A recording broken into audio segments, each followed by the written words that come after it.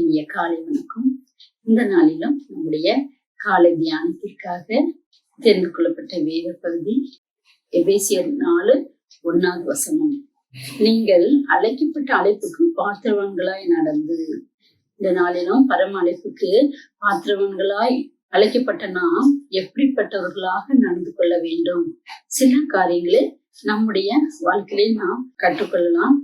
இந்த நாளிலும் எபேசியர் 4:1 பார்க்கும்போது அழைப்புக்கு பாத்திரவான்களை நடந்து, பரம அழைப்புக்கு நாம் என்ன செய்ய வேண்டும், நம்முடைய அழைக்கப்பட்ட அழைப்புக்கு பாத்திரவான்களாக இந்த கடைசி நாட்களில இருக்கிறோம். கர்த்தர் நம்மளை விதமாக நம்மளை உலக தோற்றத்தை தெரிந்து கொண்டு நம்மளை அழைத்திருக்கிறார். அவருடைய பரலோகத்துக்கு அழைக்கப்பட்டவங்க நாம் இந்த உலக வாழ்க்கையில அவருக்கு பிரியமாக நாம் எப்படி நடக்கிறோம், நாம் எப்படிப்பட்டவர்களா நடக்கும் போது நாம் அந்த பரலோக ராஜ்யத்திலே பாத்திரவான்களாக நாம் நடக்க முடியும் என்பதை குறித்து நாம் சில காரியங்களை பார்ப்போம். முதலாவதாக எபேசியர் 4:15, கடைசி அன்புடன் சத்தியத்தை கை கொண்டு.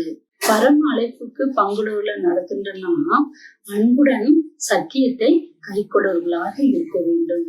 நமக்கு கொடுக்கப்பட்ட இந்த வேத வசனத்தை தினமும் நாம் ஒவ்வொரு நாளும் அதை வாசித்து தியானித்து அதனுடைய காரியங்களை என்ன செய்யணும், வாசிப்பதோடு படித்ததோடு விட்டு விடாமல் இருக்கின்ற காரியங்களை என்ன செய்யணும், கொடுக்கப்பட்ட அந்த கட்டளைகளையும் கற்பனைகளையும் சொல்லப்பட்ட காரியங்களை நாம் என்ன செய்ய வேண்டும், கை கொள்ள வேண்டும். நம்முடைய வாழ்க்கையிலே அபியாசப்படுத்துகிறவர்களாக நாம் இருக்க வேண்டும். அப்போ இப்படி இந்த பரம அழைப்புக்கு பங்குடன் அழைக்கப்பட்டவர்கள்னா எவைகளை பற்றி கொள்ள வேண்டும், எவைகளை விட்டுவிட வேண்டும் என்று சில காரியங்களை நாம் கற்றுக்கொள்ளலாம். பிலிப்பியர் 2:5 இயேசுவில் இருந்த சிந்தையே உங்களிலும் இருக்க கடவுது. முதலாவது நம்முடைய சிந்தையை பரிசுத்தமானதாக இருக்க வேண்டும். கர்த்தருக்கு பிரியமாக, நம்முடைய பரம தகப்பனுக்கு நாம் பிரியமாக நடந்து பிதாவுக்கு கீழ்ப்படைந்தவராக அவருடைய சிந்தனை எப்படிப்பட்டதாக இருந்ததோ அப்படியே நம்மளுக்கும் நம்முடைய சிந்தனையும் அப்படிப்பட்ட சிந்தனையா இயேசுவில் இருக்கிற சிந்தனை. இயேசுடைய சிந்தனையை என்ன செய்யணும், நம்ம அப்போ மற்ற சிந்தனைகளோ உலகத்துக்குரிய சிந்தனைகளோ மற்ற காரியங்களுக்கோ நம்ம முக்கியத்துவம் கொடுக்காதபடிக்கு கர்த்தருடைய காரியங்களுக்கு முக்கியத்துவம் கொடுத்து அதற்கு நாம் முன்னேறிச்சதா இருக்கணும். அப்போ இந்த சிந்தனை இருக்கணும். அப்போ எந்த சிந்தனை நமக்கு இருக்கக்கூடாது என்றால் வீணான சிந்தனை நமக்கு இருக்கக்கூடாது.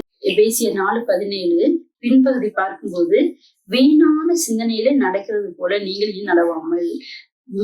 என்ன சொல்லப்படுகிறது, மற்ற பிரஜாதிகள் தங்கள் வீணான சிந்தனையிலே.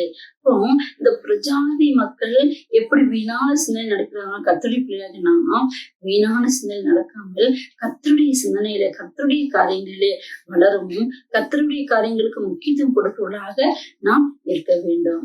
இரண்டாவதாக நாம் பார்க்கும்போது கலாத்தியர் 6:10, நமக்கு கிடைக்கும் சமயத்திற்கு தக்கதாக யாவருக்கும் விசுவாசம் குடும்பத்தாருக்கும் நன்மை செய்ய கடவோம். இரண்டாவதாக நாம் நன்மை செய்கிறவர்களாக இருக்க வேண்டும். நம்முடைய உறவினருக்கும் மற்றவர்களுக்கும் மாத்திரமல்ல விசுவாச குடும்பத்தாருக்கும் நாம் என்ன செய்ய வேண்டும், நன்மை செய்கிறவர்களாக இருக்க வேண்டும். இப்ப இதுகளை நாம் பின்பற்ற வேண்டும். விட்டுவிட வேண்டியது வீண் புகழ்ச்சியான காரியத்தை விட்டுவிட வேண்டும். கலாத்தியர் 5:25 பார்க்கும்போது, வீண் புகழ்ச்சியை விரும்பாமலும் ஒருவர் கோபமாட்டாமலும் ஒருவன் மேல் ஒருவர் பொறாமை கொள்ளாமலும் இருக்கப்படுவோம். இப்படிப்பட்ட காரியத்தை இவற்றையெல்லாம் வீண் புகழ்ச்சியை விரும்பாமல் நாம் எந்த காரியத்தை செய்தாலும் அது ஒரு புகழ்ச்சியோ பெருமையை தேடாமல் நாம் என்ன சுயநலம் இல்லாமல் என்ன செய்ய வேண்டும், மற்றவர்களுக்கு நாம் உதவி செய்ய வேண்டும். புகழ்ச்சியை நாம் தேட கூடாது. மூன்றாவதாக நாம் பார்க்கும்போது அன்பை தரித்து கொள்வர்களாக இருக்க வேண்டும். கொலோசியர் 3:14 இவை எல்லாவற்றின் மேலும் பூர்ண சற்குணத்தில் கட்டாகி அன்பை தரித்து கொள்ள சொல்லப்படுகிறது. நாம் என்ன செய்ய வேண்டும், அன்பை தரித்து கொள்வர்களாக இருக்க வேண்டும். ஆண்டவராகிய இயேசு கிறிஸ்து அவருடைய அன்பை நமக்கு எவ்விதமாக தன்னுடைய ஜீவனை கொடுத்து அவர் நமக்கு வெளிப்படுத்தினார். நாம் விட்டுவிடக்கூடிய காரியம் என்னவென்றால் கொலோசியர் 3:8 பார்க்கும்போது, கோபம் மூர்க்கமும் பொறாமையும் உங்கள் வாழ்க்கை பிறக்க தூசணமும் வம்பு வார்த்தைகளும் இவைகளை எல்லாம் விட்டு விடுங்கள். இந்த காரியங்களை எல்லாவற்றையும் நம்ம அன்பை தடுத்துக் கொள்கிறவர்கள் என்ன செய்ய வேண்டும்? இந்த கோபம், மூர்க்கம், பொறாமை இந்த காரியங்களை எல்லாவற்றையும் நாம் என்ன செய்ய வேண்டும்? விட்டு விடுகிறவர்களாக இருக்க வேண்டும்.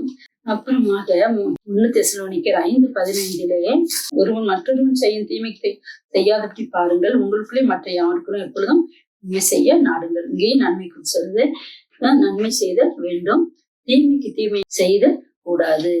அது மேல ரோமர் 12:21 என்ன பார்க்கிறோம்? தீமையினால் வெல்லப்படாமல் தீமை நன்மையினாலே வெல்ல. இங்கேயும் தீமை செய்யாமல் நன்மையை செய்த வேண்டும் என்று சொல்லப்படுகிறது. அப்ப நம்ம நன்மை செய்தலாக இருக்கணும். இங்க என்ன செய்ய வேண்டும்? தீமை செய்த கூடாது. 1 பேதுரு 3:9 என்ன செய்ய? தீமைக்கு தீமை நாம் என்ன செய்யக்கூடாது? செய்யறவர்களாக இருக்கக்கூடாது.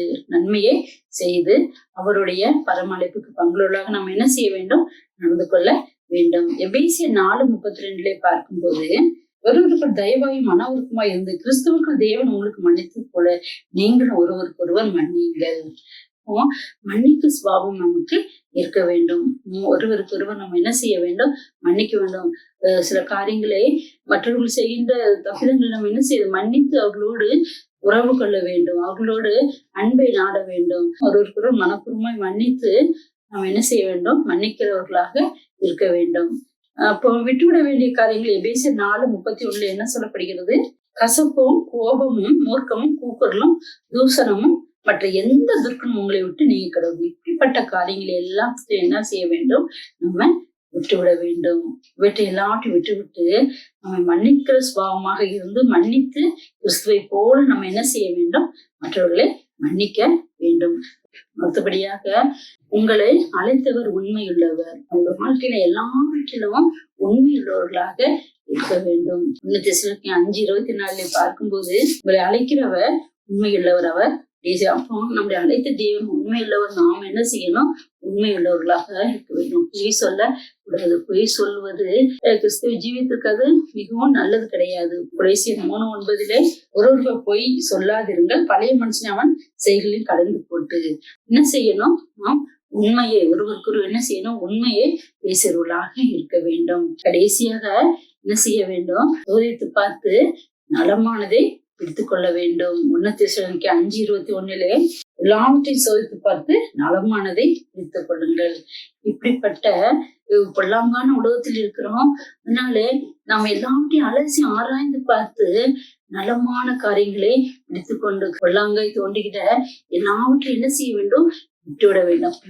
பொல்லாங்கை தோண்டி விட்டு நலமானதை பிடித்து கொண்டு கர்த்தருக்கு பிரியமாக நாம் ஜீவித்து அவருடைய பரம அழைப்புக்கு பங்குள்ளவர்களாக நாம் நடந்து இப்படிப்பட்ட காரியங்களை முன்னேறி செல்வதற்கு, இப்படிப்பட்ட காரியங்களை நாம் கை கொண்டு விட்டுவிட வேண்டியகளை விட்டு பற்றிக்கொள்ள வேண்டியகளை பற்றி கொண்டு கர்த்தருக்கு பிரியமாக நடந்து அந்த பரம அழைப்புக்கு பங்குள்ளவர்களாக ஜீவிக்க நம் ஒவ்வொருவருக்கும் கர்த்தர் கிருபை செய்வதாக.